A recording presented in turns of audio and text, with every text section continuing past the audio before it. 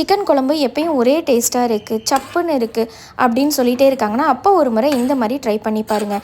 இதை நீங்கள் சூடான சாப்பாடு, சப்பாத்தி, தோசை எல்லாத்துக்கும் பர்ஃபெக்டாக இருக்கும். எப்படி பண்ணுறதுன்னு பார்க்கலாமா? அதுக்கு ஒரு மசாலா பேஸ்ட் ரெடி பண்ணிக்கிறதுக்கு இங்கே நான் ஒரு பேனில் 1 ஸ்பூன் எண்ணெய் ஊற்றி 1 ஸ்பூன் மிளகு, 1 ஸ்பூன் சீரகம், 10லேருந்து 15 சின்ன வெங்காயம், மீடியம் சைஸ் தக்காளி பழம் 2, 4லேருந்து 5 காஞ்ச மிளகாய், இது எல்லாத்தையும் நல்லா வறுத்து இதை அப்படியே ஆற வச்சு மிக்ஸி ஜாருக்கு மாற்றி பேஸ்ட்டாக அரைச்சிக்கலாம். இப்போது அதே பேனில் 2லேருந்து 3 ஸ்பூன் எண்ணெய் ஊற்றி மசாலா ஸ்பைசஸ் ஆட் பண்ணிவிட்டு கடைசியாக 1 ஸ்பூன் சோம்பு போட்டு நல்லா பொரிஞ்சதையும் மீடியம் சைஸ் பெரிய வெங்காயம் சின்னதாக சாப் பண்ணி ஆட் பண்ணிக்கலாம். வெங்காயம் நல்லா வதங்கட்டும். வதங்கினதுக்கப்புறம் கொஞ்சமாக கருவேப்பிலை, 1லேருந்து 1.5 spoon ginger garlic paste add பண்ணிக்கலாங்க. ராஸ்பல் போகிற அளவுக்கு நல்லா வதக்கி விட்டுக்கலாம்.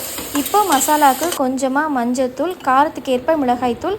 நான் இன்றைக்கி 3/4 கிலோ சிக்கன் எடுத்திருக்கேன். அதுக்காக 2 ஸ்பூன் மிளகாய்த்தூள், 1 ஸ்பூன் தனியாத்தூள், 3/4 ஸ்பூன் கரம் மசாலா எடுத்திருக்கேன். நீங்கள் சிக்கன் மசாலா கூட ஆட் பண்ணிக்கலாங்க. இப்போது க்ளீன் பண்ணி வச்சுருக்க சிக்கன் 3/4 கிலோவை ஆட் பண்ணி நல்லா மிக்ஸ் பண்ணி விட்டுக்கலாங்க.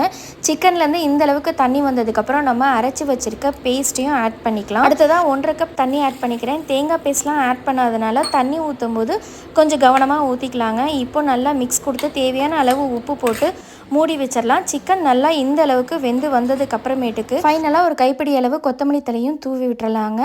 இப்போ சிக்கனை மூடாமல் சிம்மில் ஒரு 10 மினிட்ஸ் கொதிக்க விட்டு இறக்கணும். அப்படின்னாக்க ரொம்ப டேஸ்டான அட்டகாசமான சிக்கன் குழம்பு ரெடி ஆகிடுச்சுங்க. இந்த மாதிரி ஒரு தடவை செஞ்சு கொடுங்க. வீட்டில் எல்லோரும் வேணும்னு வாங்கி சாப்பிடுவாங்க. இது நான் முன்னாடி சொன்ன மாதிரி சூடான சாப்பாடு, சப்பாத்தி, இட்லி, தோசை எல்லாத்துக்கும் ரொம்ப பர்ஃபெக்டாக இருக்கும். நீங்களும் ட்ரை பண்ணி பார்த்துட்டு எப்படி இருந்துச்சுன்னு மறக்காமல் கீழே எனக்கு கமெண்ட் பண்ணுங்கள். தேங்க்ஸ் ஃபார் வாட்சிங் ஃப்ரெண்ட்ஸ்.